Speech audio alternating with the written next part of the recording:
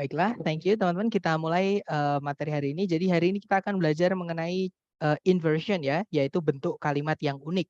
Jadi sebelumnya kan kita sudah belajar kalimat normalnya seperti apa, harus ada subjek predikat dan urutannya subjek dulu baru predikat.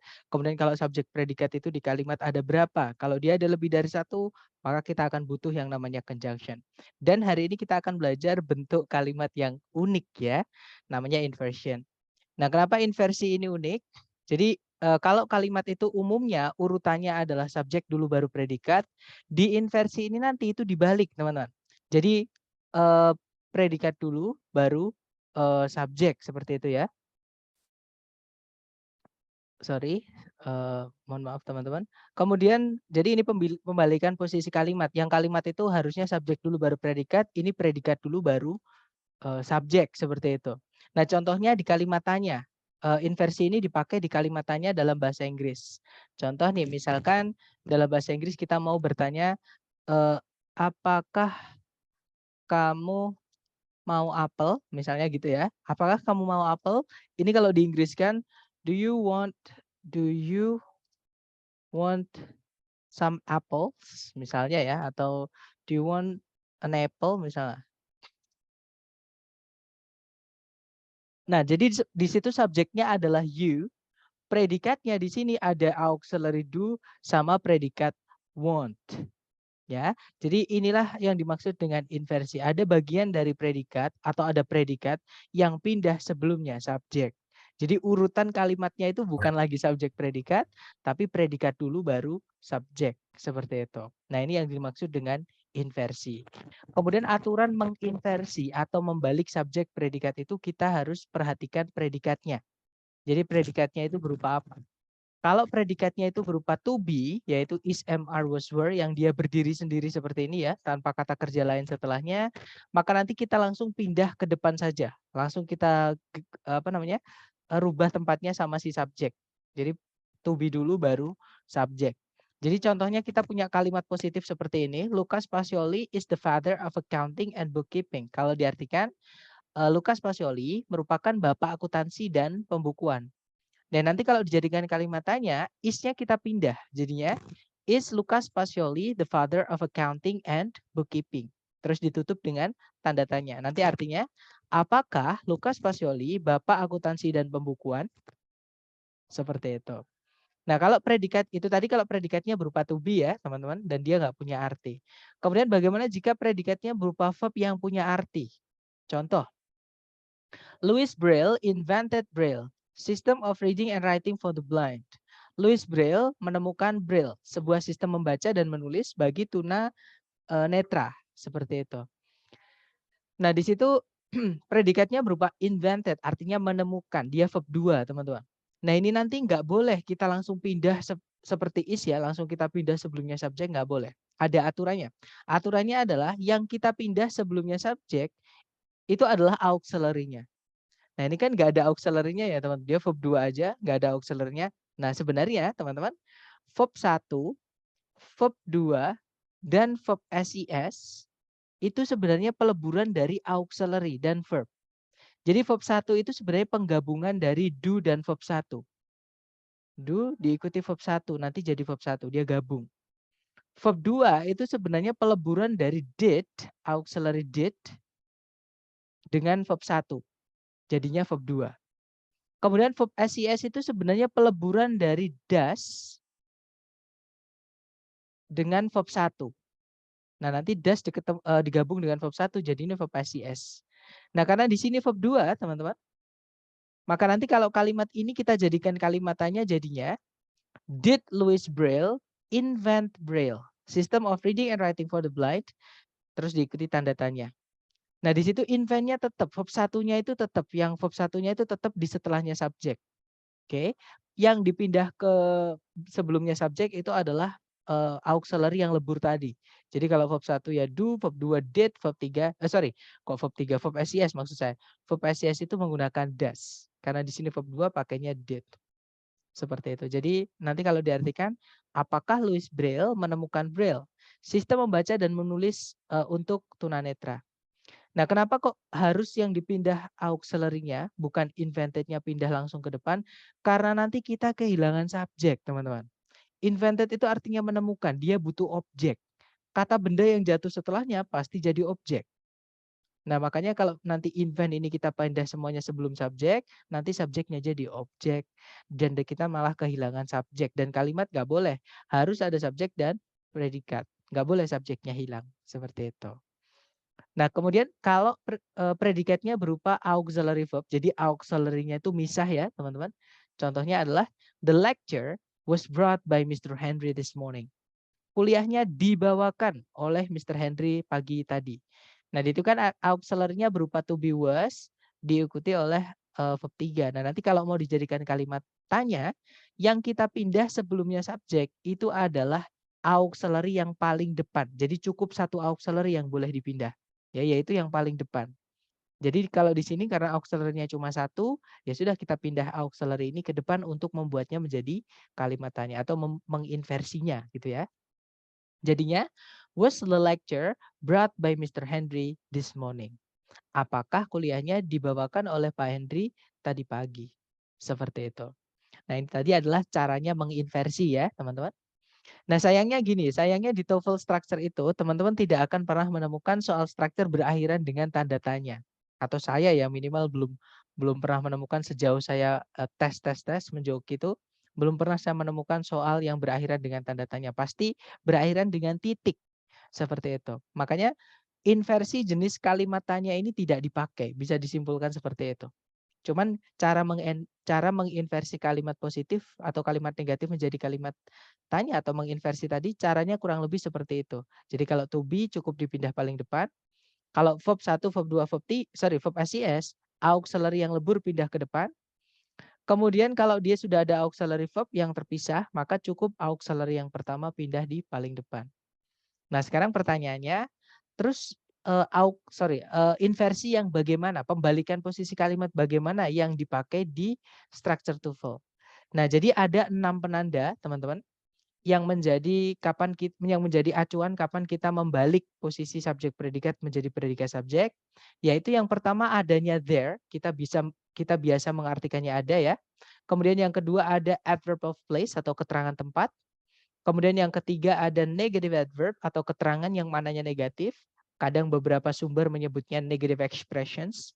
Teman-teman boleh nyebutnya apapun. Intinya teman-teman paham kalau misalkan ada negatif gitu ya, pindah sebelumnya subjek, nah itu nanti jadi penanda inversi. Kemudian kemudian yang keempat kita masih punya lagi ya, komparatif, caranya kita bilang lebih dari ya, atau caranya kita membanding-bandingkan dalam bahasa Inggris. Kemudian di participle yaitu verb ing atau verb 3 yang dia agak panjang ya, participle phrase teman-teman. Kemudian yang terakhir ada di kalimat pengandaian atau conditional sentence yang ada if-nya itu. Nah, ini adalah 6 penanda kita membalik subjek predikat menjadi predikat subjek. Kita rinci satu-satu ya. Jadi yang pertama yang there dulu. There itu kalau umumnya, karena dia keterangan tempat ya teman-teman, umumnya tempatnya adalah di belakang, SPOK. K itu keterangan itu tempatnya di belakang. Jadi contohnya, misalnya ada kalimat a big alligator lives there. Seekor aligator besar hidup di sana atau tinggal di sana. Nah, itu kalau there pindah sebelumnya subjek yaitu alligator, a big alligator, kemudian nggak dikasih koma setelahnya, maka a big alligator nggak mau ketemu. Predikatnya nggak mau ketemu, teman-teman. Nah, dan kebetulan predikatnya nggak butuh objek ya, maka ini boleh langsung pindah. Jadi dianggap mirip to be seperti itu. Jadinya, there lives a big alligator. Di sana tinggallah seekor buaya yang besar atau ada buaya yang besar tinggal di sana. Seperti itu. Jadi there lives a big alligator. There lives a big alligator. Seperti itu. Atau misalnya nih teman-teman, ada yang tahu bahasa Inggrisnya ada seseorang di kamarmu atau ada satu orang di kamarmu. Bahasa Inggrisnya gimana? Jangan takut salah, coba dulu.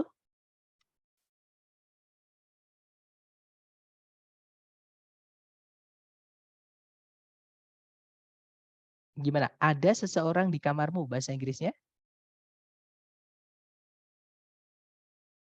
Yep, there is someone in your room.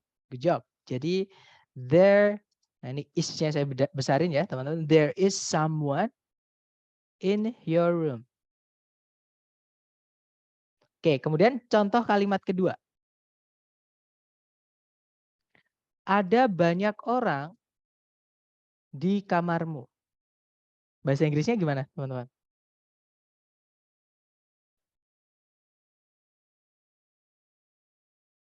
Kalau ada banyak orang, yep, there are many people in your room. Jadi sama-sama pakai there tuh di sebelumnya predikat, cuma predikatnya nanti beda. Yang atas there is, yang bawah there are. Jadi padahal sebelumnya predikat sama-sama there, ya. There are many people in your room. Nah, sama-sama pakai there tuh di sebelumnya predikat, yang satu is, yang satu are. Nah, karena bukan itu subjeknya, teman-teman. Subjeknya adalah di setelahnya to be-nya itu, setelahnya predikatnya itu. Yang atas itu subjeknya someone, yang bawah itu subjeknya adalah many people. Seperti itu, ya. Nah, itulah adalah alasan kenapa apa namanya? There itu bukan subjek, seperti itu. Nah, kemudian ada pengecualian untuk there ini, teman-teman. Kalau pakai some boleh, many, some itu beberapa artinya, sama kayak a few, maaf. A few, ada juga a number of misalkan, itu beberapa. Oke, boleh pakai some people, boleh pakai many people, boleh pakai a lot of people, just the same. Kemudian ada pengecualian ya teman-teman untuk there ini. Jadi walaupun ada there di paling depan dan setelahnya nggak ada koma, itu kalau subjeknya berupa kata ganti atau pronoun, yaitu I, you, they, we, he, she, dan it. Kalau subjeknya salah satu dari ini, maka inversi ini tidak berlaku teman-teman. Oke, jadi nggak boleh diinversi kalau subjeknya kata ganti. Tapi kalau subjeknya kata benda seperti ini boleh. Oke, contohnya yang subjeknya kata ganti adalah I work there. Saya bekerja di sana. Nah, kalau there ini pindah ke depan tanpa koma, itu tetap urutannya there I work, there you go, there he is, there we are, dan seterusnya. Jadi urutannya adalah subjek dulu baru predikat kalau subjeknya berupa I, you, they, we, she, it, atau nggak boleh diinversi. Walaupun ada there pindah ke depan sebelumnya subjek tanpa koma, seperti itu. Itu untuk there ya, teman-teman. Sekarang untuk penanda kedua, yaitu keterangan tempat atau adverb of place. Jadi kalau ada keterangan tempat, itu dipindah sebelumnya subjek, maka nanti kalimatnya harus diinversi. Jadi predikat dulu baru subjek. Contohnya seperti ini. Ini misalnya yang urutannya urut dulu ya, SPOK teman-teman. Atau keterangannya tempatnya di belakang. A massive shark lives in that trench. Seekor hiu yang besar tinggal di dalam palung itu. Nah, ada keterangan tempat di dalam palung itu. Nah, kalau keterangan tempat ini saya pindah sebelumnya subjek dan tidak dikasih koma setelahnya, maka subjeknya nggak mau ketemu. Jadinya nanti, in that trench lives a massive shark. Jadi in that trench keterangan tempat dulu, predikat baru subjek. Seperti itu. Kemudian penanda ketiga, nah ini yang paling sering teman-teman, keluar di soal structure TOEFL yang asli TS. Oke, namanya adalah negative adverb atau ada juga yang nyebutnya negative expressions. Oke, jadi ungkapan-ungkapan yang maknanya negatif. Nah, kalau teman-teman menemukan ungkapan-ungkapan yang maknanya negatif, contohnya nih, ada seldom, barely, rarely, scarcely, hardly. Kalau tempatnya sebelumnya subjek dan gak ada koma setelahnya, maka subjeknya nggak mau ketemu. Oke, contoh ini yang urut dulu ya, yang tempatnya masih di tengah-tengah kalimat. I seldom have lunch at work. Saya jarang makan siang di tempat kerja. Nah, kalau seldom ini saya pindah sebelumnya subjek, maka subjeknya nggak mau ketemu, teman-teman. Jadinya nanti seldom do I have lunch at work. Ada pecahan dari auxiliary. Dari auxiliary miliknya verb 1 have tadi, jadinya do. Seldom do I have lunch at work. Nah, itu ada auxiliary do, bagian dari predikat ya. Kemudian subjek I, seperti itu. Kenapa dibalik? Karena ada penanda inversi nomor 3 ini, yaitu seldom. Kemudian contoh lagi, selain seldom, barely, rarely, scarcely, hardly, ini artinya sama semua ya, artinya jarang teman-teman. Seldom, barely, rarely, scarcely, hardly itu artinya jarang. Kemudian yang berikutnya ada only, terus diikuti keterangan. Misalnya only in apa, only for apa, only about apa misalnya. Oke. Kemudian ada little, ada never, ada at no time, ada not once. Itu artinya never, at no time, sama not once itu tidak pernah. Sama ya. Little artinya sedikit. Kalau teman-teman menemukan kata-kata ini sebelumnya subjek dan gak ada koma setelahnya, subjeknya nggak mau ketemu. karena dia dianggap negative adverb tadi ya. Contoh yang urut dulu teman-teman. We can find the natural habitat of polar bears only in the Arctic. Kita hanya bisa menemukan habitat alami dari beruang kutub hanya di Samudra Arktik saja. Nah ini kalau only in the Arctic-nya itu saya pindah di paling depan sebelumnya subjek dan nggak ada koma setelahnya, subjeknya nggak mau ketemu. Jadinya nanti only in the Arctic can we find the natural habitat of polar bears. Artinya sama sebenarnya ya, cuma strukturnya aja dibalik. Seperti itu. Kemudian yang berikutnya kita punya under the circumstances. Ini dipakainya di speaking. Jadi di TOEFL structure teman-teman nggak akan nemukan ini, ya. On no condition itu juga sama, itu dipakainya di kalimat di speaking, di ketika teman-teman ngomong kayak gitu dalam bahasa Inggris. Kemudian in no way artinya tidak mungkin, not only but also ini sering teman-teman di keluar ya. Not only but also ini kalau misalkan sebelumnya subjek ada not only, maka subjeknya nggak mau ketemu. Jadi predikat dulu baru subjek. Tapi kalau misalkan not only ini di tengah ya berarti bukan penanda inversi ya. Jadi penanda inversi itu ketika tempatnya dia di sebelumnya subjek dan nggak ada komanya teman-teman. Seperti itu. Kemudian ada juga no sooner than. Nah ini memang jarang keluar di soal structure TOEFL ya, kecuali not only but also itu sering banget teman-teman. Cuma not only but also kalau di baris ini. Nah misalkan saya mau pakai contoh yang under no circumstances ya, yang ini yang urut dulu. You should not open the box. Kamu tidak boleh membuka kotak itu. Nah nanti kalau misalkan not-nya saya pindah sebelum subjek, itu nanti bukan not should you, tapi jadinya under no circumstances should you open the box. Pokoknya jangan membuka kotak situ kalau diartikan seperti itu. Oke. Kemudian yang terakhir contohnya kita punya nowhere artinya tidak ada dimanapun. Kalau nowhere ini sering keluarnya di error analisis, kesalahan mengenai apa namanya inversi juga teman-teman. Intinya kalau ada nowhere pindah sebelumnya subjek berarti itu harus diinversi ya setelahnya.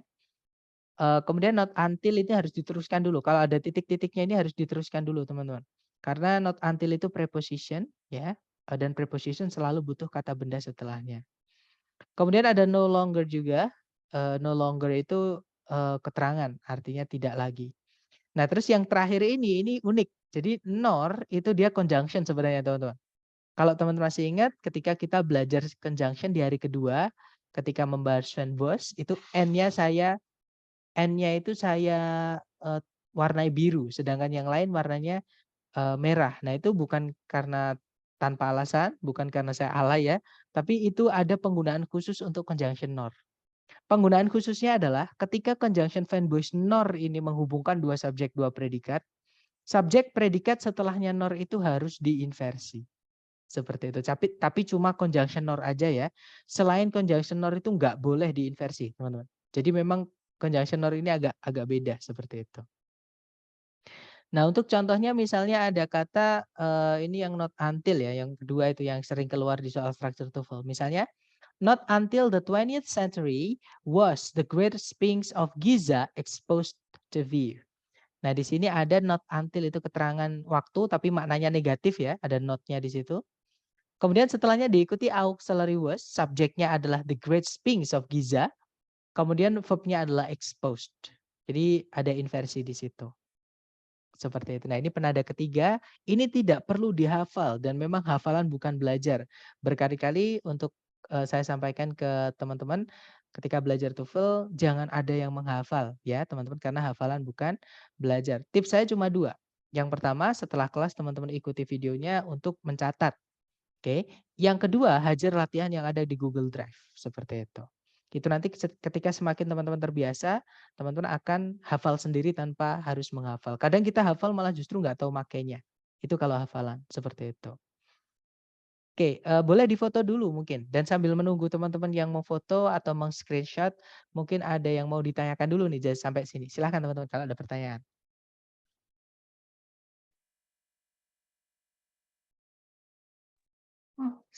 Saya mau tanya untuk yang bagian no circumstance tadi yang contoh sebelum ini. Oke. Oke. Iya, yang itu. sama kalimat yang sebelumnya ini yang belum dibalik. Diinversi ya, yang you should not, Miss. Yang no circumstance itu juga. Kayaknya tadi kan no-nya di tengah kan sebelum di inversion. Iya ini, Iya, Miss. You should iya, not iya. open Oh the iya, box heeh. gitu. Mhm. Nah itu agak bingung kok kenapa not itu bisa langsung pakai yang circumstance, kenapa nggak yang lain? Kan ada no condition juga, ada yang no sooner juga gitu. Oke, good job. Jadi alasannya gini, eee, not itu sebenarnya ini kita bahas hari ke-8 ya, teman-teman. Sorry, hari ke-7 mengenai keterangan. Not itu kelas katanya keterangan atau adverb. Ketika adverb itu nyempil di apa namanya, di tengah-tengahnya auxiliary verb, teman-teman, ya sudah berarti itu tempatnya, kayak gitu. Jadi, eee, kita nggak akan pernah dengar orang bilang not should, nggak akan. Adanya should not. Jadi kalau not itu dipindah ke depan, nanti misalkan kita inversi should-nya jatuh setelah not, nanti jadinya not should you open the box, itu nggak bisa. Dan karena memang nggak ada orang sana bilang kayak gitu. Jadi kita pakainya adalah dari makna atau dari arti, seperti itu. Jadi ini artinya sama, you should not open the box, kamu tidak boleh membuka kotak itu, sama dengan under no circumstances should you open the box. Seperti itu. Jadi bukan not should you open the box, bukan. Karena not itu memang tempatnya kalau mau nempel sama auxiliary tempatnya di setelahnya should. Should not. Misalkan kalau ketemu to be, am misalnya. Am not, is not, isn't nanti disingkatnya, bukan not is. Seperti itu. Jadi alasannya di situ. Makanya bukan not should, tapi kalau di tengah-tengah should not. Seperti itu. Nanti kalau diinversi itu bukan not should tapi under no circumstances, artinya sama dengan no tadi. Dan memang gandengannya should, artinya pokoknya jangan atau tidak boleh, seperti itu. Gimana dapat, Miss? Itu kalau misalkan pakai on no condition gitu bisa nggak? Jadi nggak pakai Boleh, yang nggak under apa-apa. no Ya, circumstance. itu Oh, artinya sama. Itu oh artinya gitu. sama. Betul. Oke. Under no circumstances sama on no condition artinya pokoknya tidak boleh atau pokoknya jangan. Jadi sama, teman-teman. Oke, tapi kalau pakai not only berarti harus ada subjeknya 2 ya nanti sama Betul. Jadi predikatnya. not only but also yang diinversi ini ketika setelahnya but also itu ada subjek dan predikat atau setelahnya but lah. Kadang kadang also itu dihilangkan, teman-teman. Kadang ada, kadang dihilangkan. Seperti itu. Jadi setelahnya but itu kok ada subjek predikat atau but-nya menghubungkan dua subjek dua predikat, sebelumnya ada satu koma. Nah, maka di situ kita lihat not only-nya tempatnya di mana. Kalau not only-nya tempatnya sebelumnya subjek predikat, maka subjeknya nggak mau ketemu. Tapi kalau not only-nya tempatnya di tengah-tengah kalimat, ya berarti bukan inversi, seperti itu. Terima kasih. Alright. Nanti di soal teman-teman akan dapat itu. Soal mengenai not only but also. Terutama di nomor ke-10 nanti ada itu keluar kayak gitu. Gimana? Mungkin ada pertanyaan lagi dari teman-teman? Silakan. Nggak ada ya? Baik, kalau nggak ada kita lanjut ke penanda keempat, yaitu caranya kita bilang lebih dari, teman-teman, yaitu more than. Nah, setelahnya untuk penanda keempat ini fleksibel ya, boleh diinversi, boleh tidak. Setelahnya than, more than kan artinya lebih dari ya, teman-teman. Setelahnya darinya ini, itu boleh diinversi, boleh tidak. Boleh juga cuma diikuti kata benda yang dibandingkan aja. Contohnya seperti ini. Jupiter is much bigger than our planet. Jupiter itu jauh lebih besar dibanding planet kita. Nah, itu kan setelahnya than cuma diikuti kata benda, our planet. Nah, tapi setelahnya than itu nanti kata bendanya jadi subjek, diikuti predikat, nggak apa-apa. Jadinya, Jupiter is much bigger than our planet is. Atau setelahnya than itu diinversi juga nggak apa-apa, teman-teman. Jadinya, Jupiter is much bigger than is our planet. Seperti itu. Jadi is dulu, predikat dulu, baru subjeknya our planet. Dan ini memang di soal struktur TOEFL yang asli ITS saya belum pernah menemukan. Ya, tapi untuk jaga-jaga aja, siapa tahu teman-teman nanti menemukan. Ini yang sering keluarnya itu di soal TOEFL yang prediksi, teman-teman, yang lembaga-lembaga yang bikin atau buku-buku seperti apa ya, Peterson, seperti Longman dan sebagainya kayak gitu. Makanya saya pernah bilang TOEFL ITS yang asli, TOEFL ITP yang asli ITS itu bisa dibilang lebih mudah dibandingkan TOEFL yang prediksi-prediksi. Karena cakupannya atau bab yang dipertanyakan itu lebih sedikit dibandingkan yang prediksi-prediksi, seperti itu. Jadi nomor 4 ini selama saya tes di ITS, selama saya menjoki belum pernah menemukan ada penanda keempat ini keluar. Tapi kalau diprediksi saya sering nemu kayak gitu. Kemudian penanda kelima ada verb ing atau verb 3 yang dia agak panjang dan pindah sebelumnya subjek tanpa ada koma. Contohnya seperti ini teman-teman. Ini yang letaknya di belakang dulu ya. Himalaya is located between Nepal and China. Itu nanti kalau diartikan Himalaya terletak di antara Nepal dan Cina. Kalau located sampai Nepal saya pindah sebelumnya Himalaya dan tidak dikasih koma, maka Himalaya nggak mau langsung ketemu. Is-nya yang pindah nanti. Jadinya located between China and Nepal is Himalaya. Nah, jadi predikat dulu baru subjek. Karena ada verb 3 yang dia agak panjang pindah sebelumnya subjek tadi. Kemudian verb ing juga sama. Contohnya Himalaya is lying between Nepal and China. Kalau lying sampai Nepalnya saya pindah sebelumnya Himalaya dan nggak dikasih koma, subjeknya nggak mau ketemu. Jadinya lying between China and Nepal is Himalaya. Seperti itu. Dan finally penanda terakhir teman-teman. Nah ini sama kayak yang keempat tadi ya. Di soal structure TOEFL yang prediksi ini belum, kebalik. Kalau diprediksi ini sering keluar. Tapi kalau yang asli dari TS saya belum pernah nemu. Satu soal pun mengenai inversi yang if clause ini atau kalimat pengandaian atau conditional sentence ini. Ya, jadi siapa tahu teman-teman nanti tesnya diprediksi-prediksi. Nah ini keluar nanti ya. Jadi if clause ini atau conditional sentence ini adalah penghilangan conjunction if teman-teman. Sebentar, ada bertanya. Ini mirip seperti aktif passive voice ya kak. Maksudnya mirip di bagian apa? Karena aktif dan pasif itu di ini teman-teman. Di aktif dan pasif itu di verb, masalah kata kerja. Kalau untuk bentuk kalimatnya aktif dan pasif itu nggak ada hubungan dengan if clause. Karena di conditional sentence atau if clause ini boleh aktif, boleh pasif dan bebas, tergantung informasi yang pengen kita sampaikan.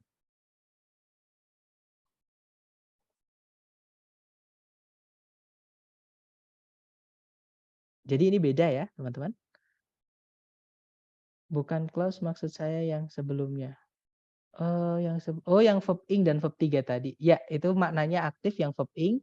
Kalau yang verb 3 itu pasif maknanya. Jadi bisa dibilang lanjutannya materi kemarin. Bedanya verb ing dan verb 3. Cuman bedanya nanti panjang dan tempatnya itu nanti akan mempengaruhi bentuk kalimat. Jadi kalau mereka tempatnya di depan sendiri tanpa ada koma setelahnya, subjek nggak mau ketemu. Harus dibalik, predikat dulu baru subjek, seperti itu. Nah sekarang yang if clause ini nanti kalau if-nya dihapus itu nanti diganti dengan auxiliary ya. Nah sayangnya conditional sentence sendiri ada 3 teman-teman. Kalimat pengandaian itu dalam bahasa Inggris ada 3. Yang pertama, kalimat pengandaian tipe pertama, yaitu mengandai-andai sesuatu yang masih mungkin bisa terjadi di masa depan. Jadi kayak kita berjanji seperti itu. Nah, nanti penandanya ada will verb 1. Oke. Kalau teman-teman menemukan will verb 1, kemudian if-nya dihapus, nanti if-nya diganti menjadi should. Contohnya adalah, I will visit you if the pandemic is over. Nah, ini kalau if-nya dihapus, diganti jadi should. Jadinya, I will visit you should the pandemic be over. Seperti itu. Nah, itu kenapa kok jadi be? Karena setelahnya should itu harus verb 1, harus bentuk asli. Nah, is itu bentuk aslinya ya be itu, teman-teman. Makanya should be, bukan should is. Seperti itu. Nah, itu subjeknya adalah the pandemic untuk subjeknya should be ya. If-nya hilang maka diganti dengan should. Artinya sama, saya akan mengunjungimu seandainya pandeminya sudah selesai. Nanti kayak gitu karena will masih bisa terjadi. Sir maaf di saya layar penjelasnya tidak ada apa sinyal ya. Kalau di salah satu berarti sinyal teman-teman. Tapi kalau misalkan semua, kalau di yang lain gimana? Di yang lain di layar teman-teman masih ada penjelasan? Ada ya. Kalau ada berarti di salah satu di teman-teman aja itu nanti bisa dicek koneksi atau mungkin keluar kemudian masuk lagi bisa dicoba dulu seperti itu. Tapi kalau misalkan di semuanya berarti masalahnya di saya koneksinya, seperti itu. Baik, kita lanjut ke tipe kedua. Jadi tipe 1 ini ada will verb 1, if dihapus ganti jadi should. Tipe kedua ini untuk mengandai-andai sesuatu yang udah nggak mungkin teman-teman. Jadi berkebalikan dengan fakta. Caranya kita menghayal dalam bahasa Inggris. Contoh, seandainya saya adalah Superman, Atau seandainya saya adalah Godzilla, nah itu kan nggak mungkin kita jadi Godzilla kan nggak mungkin teman-teman. Nggak masuk akal berlawanan dengan fakta. Jika aku adalah matahari, aku akan menyinari seluruh bumi misalnya kan nggak mungkin sih kita jadi matahari. Jadi itu untuk pengandaian sesuatu yang nggak mungkin atau yang hayalan atau yang berkebalikan dengan fakta seperti itu. Namanya present unreal. Cara menentukannya atau cara mengetahuinya nanti ada would verb 1. Kalau ada would verb 1 berarti itu tipe kedua. Nah, nanti if-nya kalau dihapus diganti jadi were, teman-teman. Contoh, I would visit you if the pandemic were over. Saya pasti akan mengunjungimu sekarang seandainya pandeminya sudah selesai.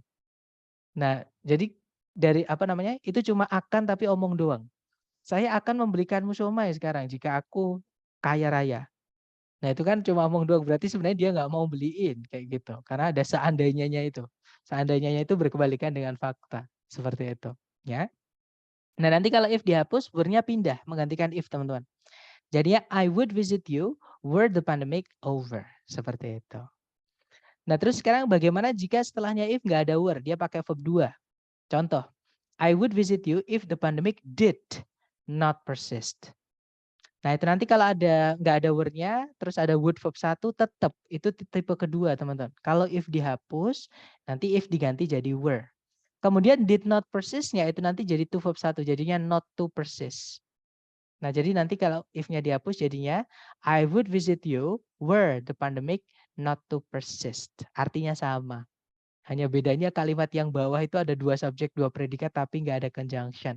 Makanya ada bentuk yang dinyelenehkan ya, itu sebenarnya untuk menandakan kalau itu sebenarnya ada conjunction tapi dihilangkan. Seperti itu. Kemudian conditional sentence tipe terakhir atau kalimat pengandaian tipe terakhir, ini caranya kita menyatakan sesuatu yang berlawanan dengan masa lalu. Jadi kayak kita menyesali sesuatu kayak gitu. Contoh, seandainya saya kemarin datang di pernikahanmu, pasti saya dapat iPhone 14 Pro seperti yang lain, misalnya ya teman-teman. Nah itu kan berarti kebalikan dari yang diomongkan. Berarti kemarin saya nggak datang, makanya saya nggak dapat iPhone seperti yang lain, kayak gitu. Nah itu tipe ketiga yang berlawanan dengan lampau. Nanti cara mengetahuinya adalah ada struktur would have verb 3. Jadi predikat yang tidak terkena if itu would have verb 3. Nah, kalau ada would have verb 3 karena dia agak panjang ya. Nah, maka kalau if-nya dihapus diganti jadi had. Alright, contohnya seperti ini. I would have visited you yesterday if the pandemic had been over. Nah, di situ ada would have visited. Nah, itu kan would have verb 3. Nah, nanti kalau if dihapus, had setelah if itu menggantikan if. Jadinya, I would have visited you yesterday had the pandemic been over. Nah, ini memang paling sulit tapi tenang aja kalau di tes TOEFL yang asli ITS ini nggak keluar, teman-teman. Jadi saya bilang kalau di TOEFL yang prediksi-prediksi ya ini keluar. Tapi itu pun juga nggak sering tapi keluar. Nanti pun teman-teman di tes akhir yang dari program ini ada nanti ya. Tapi jangan khawatir karena di soal yang asli ITS ini nggak keluar seperti itu. Nah, sebelum kita ke contoh soal, mungkin ada yang mau ditanyakan dulu dari teman-teman, silahkan.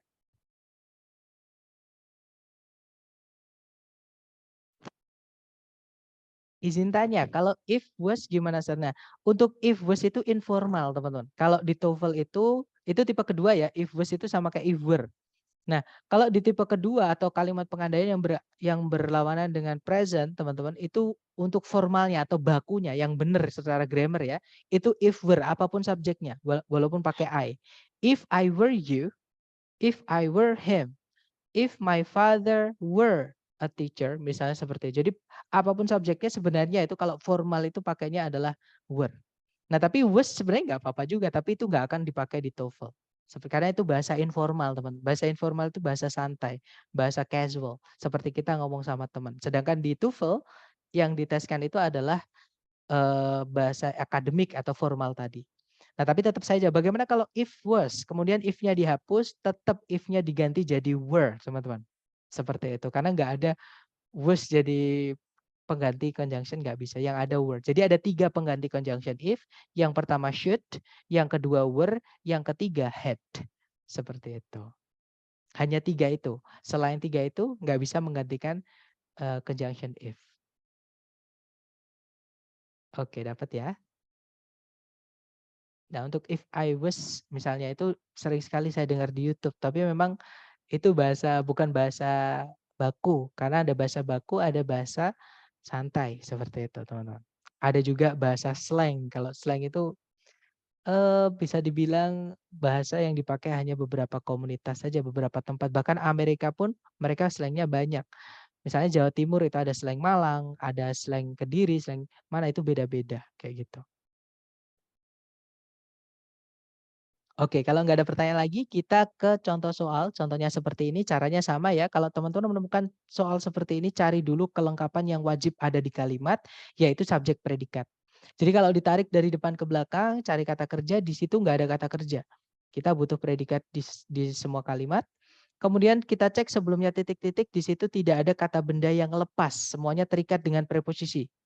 Ya, kemudian ada preposisi lagi, di kata benda lagi. Nah, ini berarti keterangan semua, nggak ada subjeknya. Nah, berarti kita butuh subjek sama predikat, tapi teman-teman jangan langsung mencari subjek predikat di pilihan ganda. Kenapa? Karena subjek predikat kok tempatnya di belakang, ini agak aneh. Apalagi sebelumnya nggak ada koma sama sekali. Ini agak aneh, teman-teman wajib curiga. Kenapa subjek predikat kok di belakang? Kita lihat dulu di sebelumnya titik-titik ada apa. Nah, on the second level of the parking lot, itu kalau diartikan, di lantai 2 dari parkiran atau tempat parkir. Itu kan keterangan tempat, teman-teman. Nah, itu ya, masuk ke aturan, apa namanya, ke penanda inversi nomor 2, yaitu keterangan tempat, kalau dipindah sebelumnya subjek dan nggak dikasih koma setelahnya subjek yang nggak mau ketemu. Jadi bukan cari yang subjek predikat, tapi predikat dulu baru subjek. Nah, kira-kira berarti jawabannya yang mana?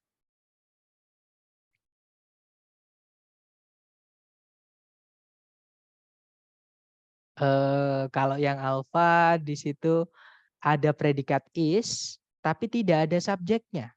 Karena empty, teman-teman, itu artinya kosong. Kosong itu bukan kata benda, kosong itu sifat, ya. Nah, sifat nggak bisa jadi subjek. Yang bisa jadi subjek, materi kita hari pertama itu cuma benda dan kata ganti. Jadi noun atau pronoun. Alpha nggak bisa, Bravo juga nggak bisa, ya teman-teman, karena tidak punya subjek kalimatnya. Sedangkan kalimat wajib punya subjek dan predikat. Kalau yang Charlie di situ tidak diinversi, subjek dulu baru predikat, nggak boleh ya karena ada penanda inversi di depan. Jadi Charlie bukan, jawabannya adalah yang delta. Di situ ada predikat are, subjeknya adalah some empty stalls, kata bendanya di stallsnya.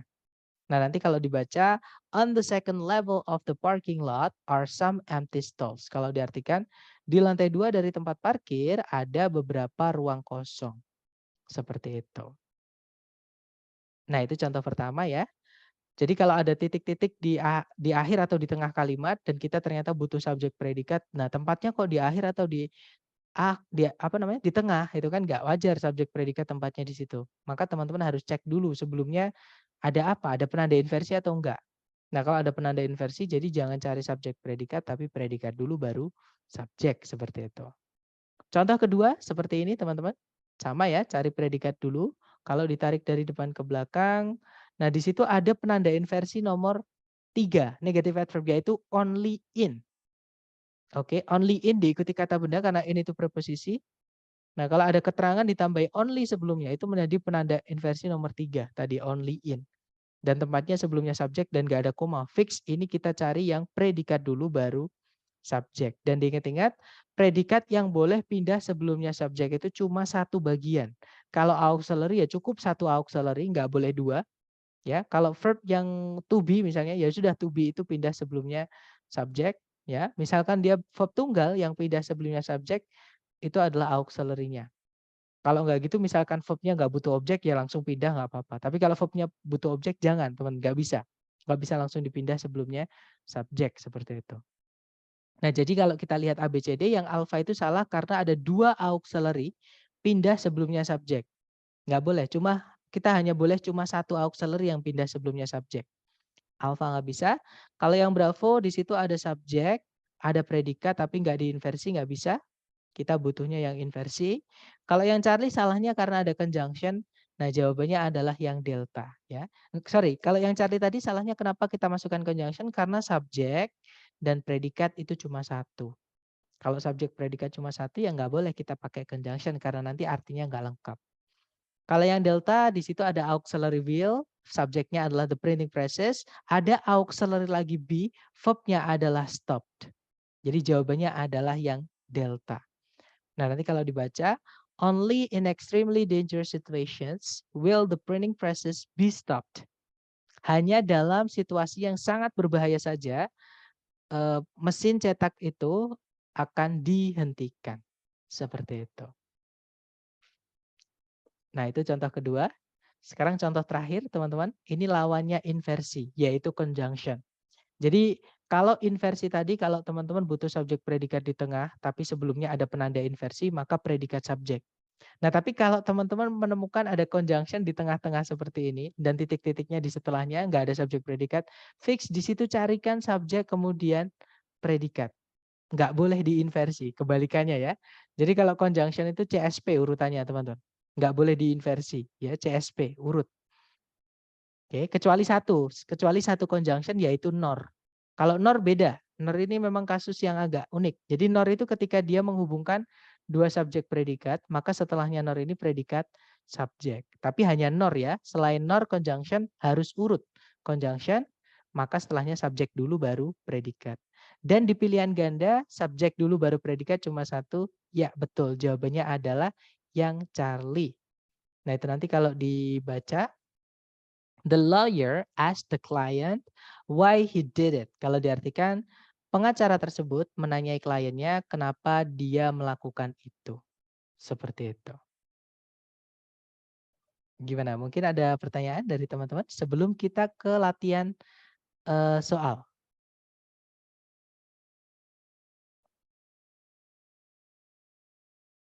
Nggak ada? Oke, kalau nggak ada, mari kita ke latihan soal buat teman-teman. Nah, di sini ada satu soal, dicoba dulu, jangan takut benar ya. Waktunya 30 detik dimulai dari sekarang. Silakan.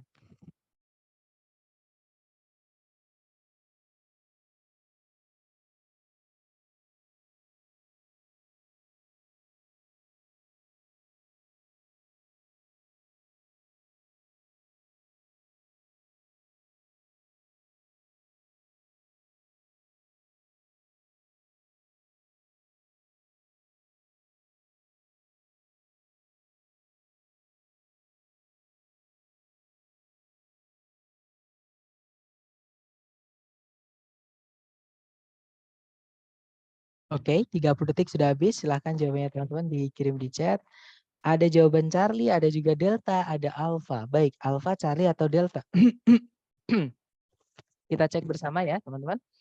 Di situ ada penanda inversi not until the first word war. Nah, yang harusnya di sini kita butuh subjek kemudian predikat. Karena ada penanda inversi ini, maka kita balik predikat dulu baru subjek. Ya. Nah, yang alpha itu tidak dibalik, nggak bisa, teman-teman. Kalau yang Bravo, nah hati-hati. Yang Bravo ini, yang saya bilang tadi, made itu kata kerja yang butuh objek. Kalau kata kerja ini butuh objek, dia tidak bisa langsung dipindah sebelumnya subjek. Kenapa? Karena kata benda yang jatuh setelahnya nanti akan berubah menjadi objek. Maka kita nanti akan kehilangan subjek, sedangkan kalimat nggak boleh nggak ada subjeknya. Oke, berarti Bravo bukan karena tidak memiliki subjek ya teman-teman. Kemudian yang Charlie di situ ada conjunction, sedangkan subjek predikatnya ini cuma satu. Charlie nggak bisa ya, kita nggak butuh conjunction. Kalau yang Delta di situ ada auxiliary was, subjeknya adalah determined effort, kemudian predikatnya adalah made. Jadi jawabannya Delta teman-teman. Nah nanti kalau dibaca, not until the First World War was a determined effort made to improve the road system in the United States. Kalau diartikan, tidak sampai Perang Dunia Pertama terjadi, ada sebuah usaha yang determine itu apa ya? Sebuah usaha nyata gitu ya, atau nampak gitu ya, yang dibuat untuk mengembangkan sistem jalan di Amerika Serikat. Seperti itu. Oke, kita lanjut ke soal kedua. Coba dulu 30 detik dimulai dari sekarang. Silahkan teman-teman.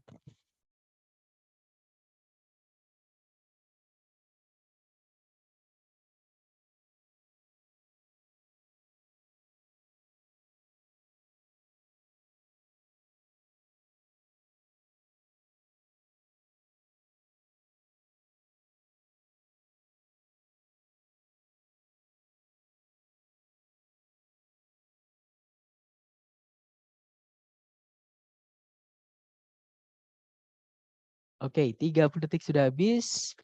Ada jawaban Charlie, ada jaga Bravo, ada juga Delta. Oke, kita cek. Caranya sama, cari predikat dulu. Di situ tidak ada kata kerja sebagai predikat. Sebelum titik-titik juga nggak ada subjek ya, adanya cuma keterangan tempat. Nah ini yang jadi penanda. Kalau ada keterangan tempat, pindah sebelumnya subjek dan nggak ada komanya, subjek nggak mau langsung ketemu teman-teman. Oke, jadi kalau ada keterangan tempat di depan seperti ini, maka carikan dulu predikat baru subjek. Nah yang alpha lies, nah kebetulan lies itu artinya berada teman-teman. Berada itu tidak butuh objek, sama kayak to be. Maka boleh langsung kita pindah sebelumnya subjek seperti ini nggak apa-apa. Karena memang kata benda ini tidak butuh objek. Kalau ada kata benda, sorry kok kata benda, kata kerja ini tidak butuh objek. Kalau ada kata benda jatuh, kata kerja jatuh setelah kata kerja yang tidak butuh objek, itu bukan objek. Karena dia memang tidak boleh punya objek. Jadi ini subjeknya. Seperti itu. Jadi kata kerja yang tidak butuh objek itu boleh langsung dipindah sebelum subjek, nggak apa-apa. Pengecualian ya. Jadi kemungkinan alpha bisa, kalau yang bravo ada subjek the city of Elizabeth, predikatnya lies, nggak diinversi, nggak boleh. Sedangkan kita tadi butuhnya adalah yang diinversi. Kalau yang Charlie ada predikat lies tapi nggak ada subjeknya.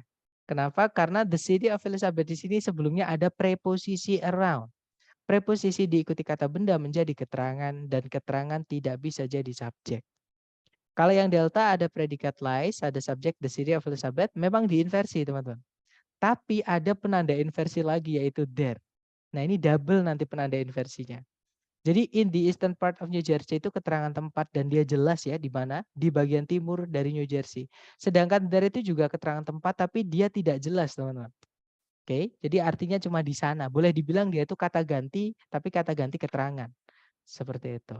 Nah kalau sudah ada keterangan yang jelas ya nggak perlu disebutkan lagi kata gantinya, nanti jadi pemborosan.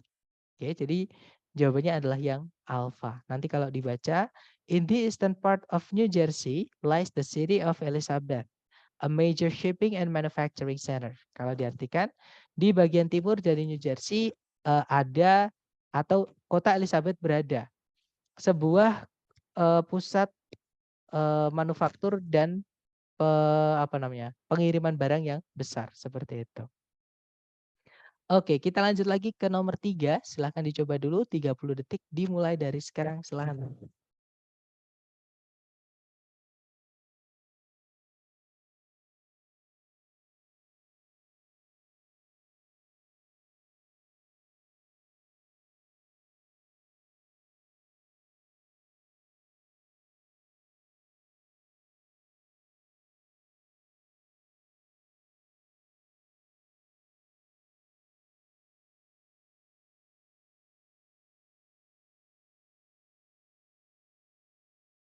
Oke, 30 detik sudah habis.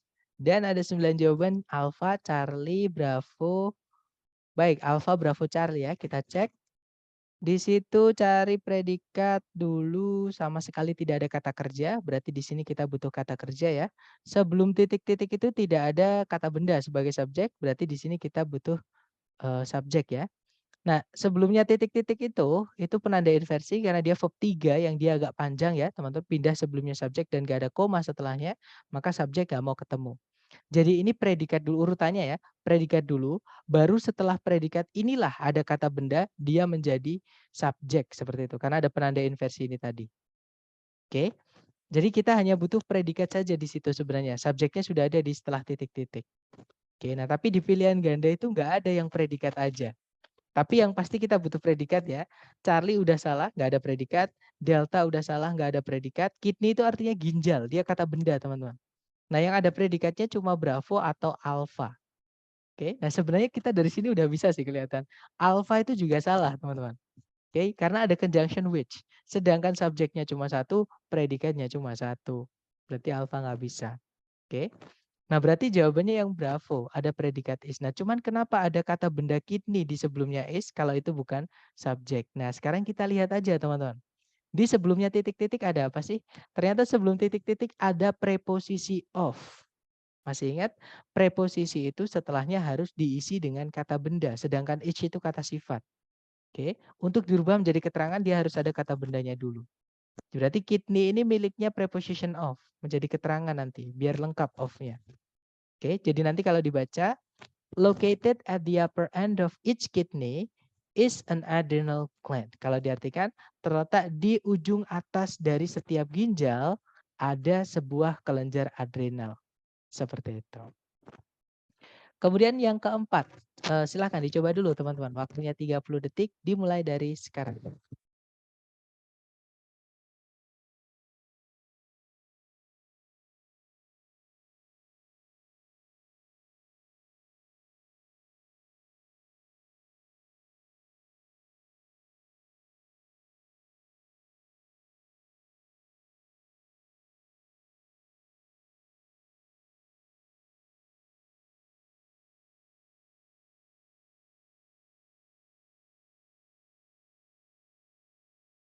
Oke, 30 detik sudah habis.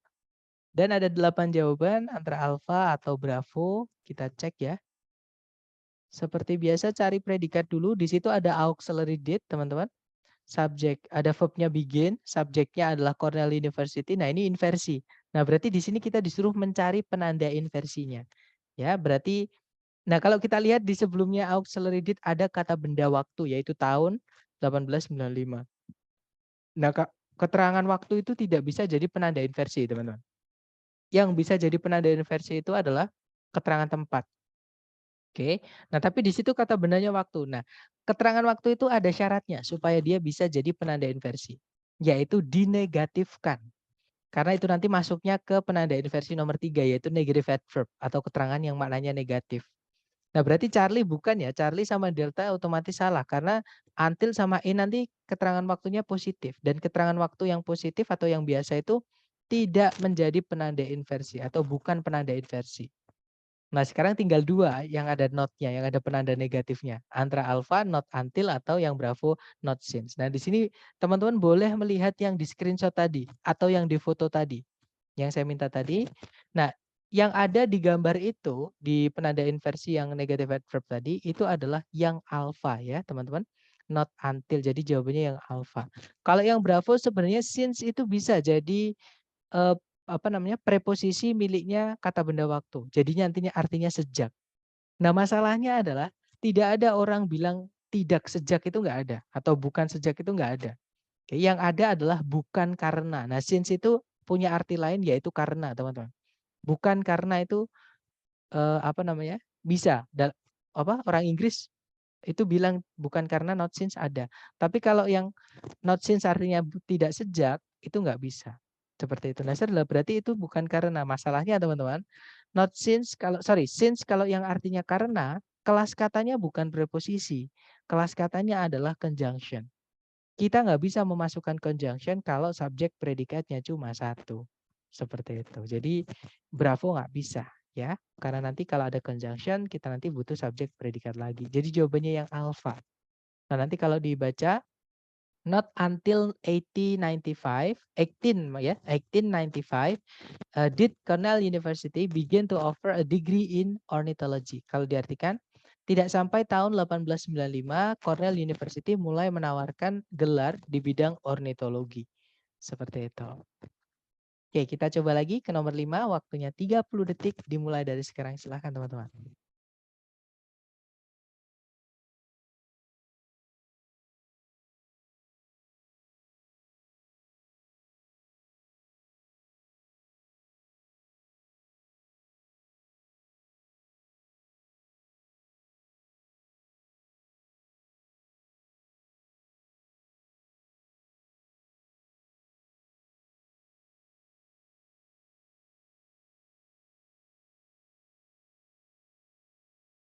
Oke, 30 detik sudah habis. Ada jawaban alfa, ada juga Charlie, ada juga delta. Baik, kita cek bersama. Di situ ada predikat grew, subjeknya ada the average level. Kemudian ada conjunction when. Teman-teman masih ingat setelahnya conjunction itu tidak boleh diinversi, tapi harus urut. Subjek dulu baru predikat. Ya, jadi cari yang subjek kemudian predikat. Jawabannya adalah yang alfa. Kata beda inflation, predikatnya began. Yang bravo itu diinversi nggak bisa, teman-teman. Kita nggak butuh yang inversi. Kalau yang Charlie ada subjek tapi nggak ada predikatnya, Charlie nggak bisa. Kalau yang delta di situ diinversi juga, jadi predikat dulu baru subjek. Jadi jawabannya yang alfa, teman-teman. Nah, nanti kalau dibaca The average level of the United States prices grew very little from 1953 until the mid-1960s when inflation began. Kalau diartikan tingkat rata-rata dari harga-harga di Amerika Serikat naik dengan sangat sedikit sejak 1953 sampai pertengahan 1960-an ketika inflasi bermula. Nah, ini musuhnya inversi tadi, teman-teman. Kalau ada conjunction, setelahnya harus diurutkan, nggak boleh dibalik. Ya, jadi subjek dulu baru predikat. Karena urutannya CSP itu udah struktur anak kalimat baku. Jadi anak kalimat, kecuali nor tadi ya. Nor itu conjunction yang agak unik dia, seperti itu. Oke, lanjut lagi ke nomor 6. Silahkan teman-teman, dicoba dulu 30 detik dimulai dari sekarang.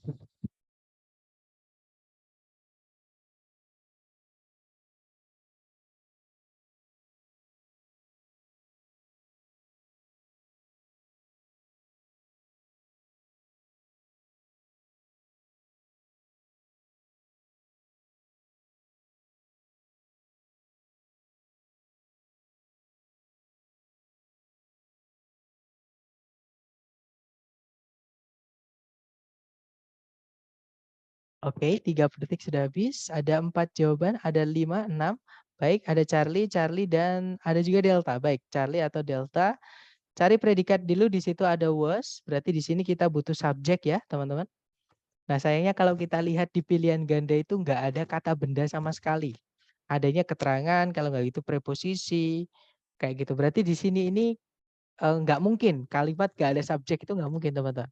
Berarti subjeknya itu letaknya bukan di sebelum predikat, tapi letaknya di setelah predikat ya, teman-teman. Jadi was ini adalah auxiliary, subjeknya adalah the first sampai kata cable, kemudian verb-nya dari auxiliary tadi kan harus ada verb-nya adalah late, pasif ya.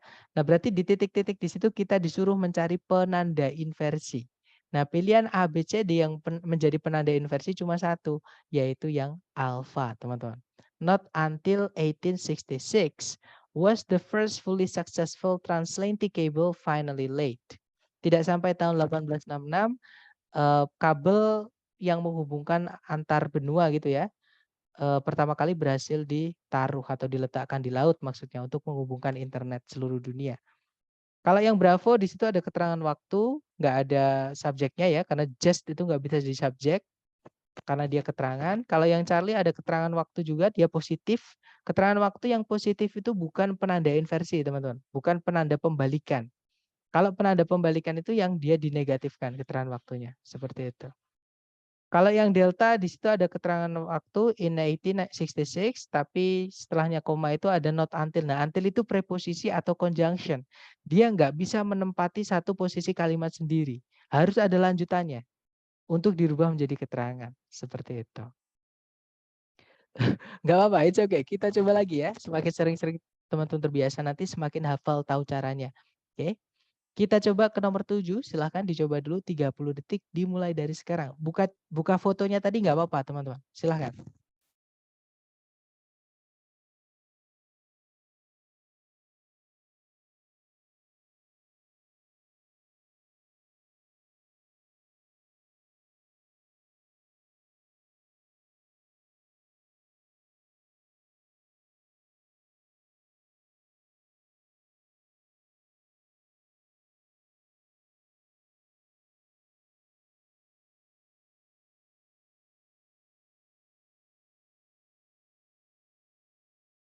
Oke, 30 detik sudah habis. Jawabannya Delta, Bravo, Charlie. Baik, lengkap ya. Bravo, Charlie atau Delta. Di situ ada not only, itu penanda inversi. Pasti gandengannya ada but. Nah, setelah koma itu teman-teman, ada but, conjunction ya. Subjeknya it, predikatnya adalah is also used. Nah, berarti but di sini karena sebelumnya ada satu koma juga, itu menghubungkan dua subjek, dua predikat. Nah, artinya di depan tadi harusnya ada subjek sama predikat. Nah, tapi sebelumnya subjek itu ada penanda inversi, teman-teman, yaitu not only yang saya minta teman-teman di foto tadi. Oke, jadi setelahnya bukan subjek predikat, tapi predikat dulu baru subjek, seperti itu. Jadi jawabannya adalah yang delta. Di situ ada predikat is used, subjeknya seismology, itu diinversi. Ya. Kalau yang alpha tuh verb 1 tidak bisa jadi subjek predikat, yang bravo itu tidak diinversi, nggak bisa karena sebelumnya ada penanda inversi ya. Kalau yang Charlie ada subjek nggak ada predikat nggak bisa. Jadi jawabannya yang delta nanti kalau dibaca not only is seismology used to determine the depth of the ocean floor, but it is also used to locate oil. Tidak hanya seismologi dipakai untuk menentukan kedalaman dasar laut, namun juga dipakai untuk mendeteksi letak minyak seperti itu. Kita lanjut, kita bahas bersama aja ya teman-teman. Karena waktunya sudah lebih jam 8. Jadi sama caranya cari predikat dulu. Di situ ada is release. Subjeknya adalah carbon dioxide. Kemudian di depan sendiri itu ada conjunction. Nah berarti teman-teman tahu setelahnya harus butuh apa di situ? Ya langsung ada yang menjawab. Jawabannya adalah delta. Betul jawabannya delta. Kita butuh subjek. Kita butuh subjek dan predikat di situ ya. Dan ABCD yang di situ subjek dulu baru predikat adalah yang delta. Jadi jawabannya delta teman-teman.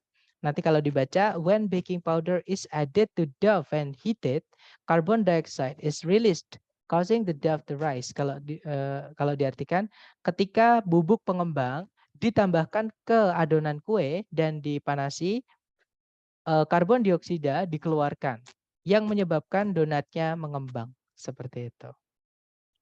Oke, lanjut ke nomor 9. Nah, sama kayak not only tadi ya. Pokoknya ini sering banget teman-teman not only keluar di soal structure TOEFL. Nah, di situ ada but, setelahnya ada subjek predikat. Oke. Nah, di situ sebelumnya but itu harus kita butuh subjek predikat, tapi karena ada not only di paling depan atau sebelumnya subjek, maka subjeknya nggak mau ketemu. Jadi cari yang predikat dulu baru subjek seperti itu.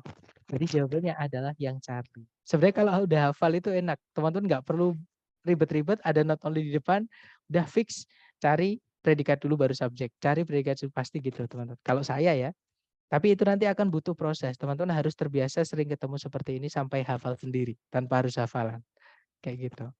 Jadi nanti kalau dibaca, not only is the sun much bigger than any planet, but unlike the planets, it consists completely of gaseous material. Kalau diartikan, tidak hanya matahari itu lebih besar dibandingkan planet apapun, namun tidak seperti para planet, dia terdiri dari sepenuhnya dari benda-benda gas atau bahan-bahan gas. Seperti itu. Kemudian nomor 10, terakhir ya. Di situ, nah di sini ada jebakan teman-teman ya. Di sini ada jebakan, jadi hati-hati. Kita cari predikat dulu. Di situ ada but, ada help setelahnya itu verb 1 predikat. Nah but di sini itu tidak menghubungkan dua subjek dua predikat. Alasannya pertama, setelahnya but ini nggak ada subjeknya teman-teman. Alasan kedua, sebelumnya but nggak ada satu koma. Berarti but ini hanya menghubungkan bagian dari kalimat yang sama saja. Nah, karena setelahnya ada predikat help, maka sebelumnya itu juga harus ada predikat help. Maksudnya harus ada predikat ya teman-teman untuk dihubungkan menggunakan but. Nah, apakah sudah ada subjek? Itu di depan ada subjeknya, yaitu genetically modified organisms. Nah, memang ada not only di situ, tapi not only ini bukan letaknya di sebelumnya subjek. Jadi ini bukan penanda inversi. Ya, not only itu menjadi penanda inversi ketika tempatnya pindah sebelum subjek dan gak ada koma setelahnya. Oke, tapi kalau di tengah sendiri seperti ini berarti dia bukan penanda inversi. Artinya di sini kita hanya butuh verb 1 saja. Jawabannya betul, yaitu yang bravo. Seperti itu. Nanti kalau dibaca, genetically modified organisms not only reduce agriculture's impact on the environment, but also help to protect it. Kalau diartikan, organisme yang dimodifikasi secara genetik tidak hanya mengurangi dampak pertanian terhadap lingkungan, namun juga membantu untuk melindungi lingkungan itu. Seperti itu, teman-teman. Nah, itu tadi adalah materi kita hari ini. Mungkin ada yang mau ditanyakan dulu dari teman-teman, silahkan.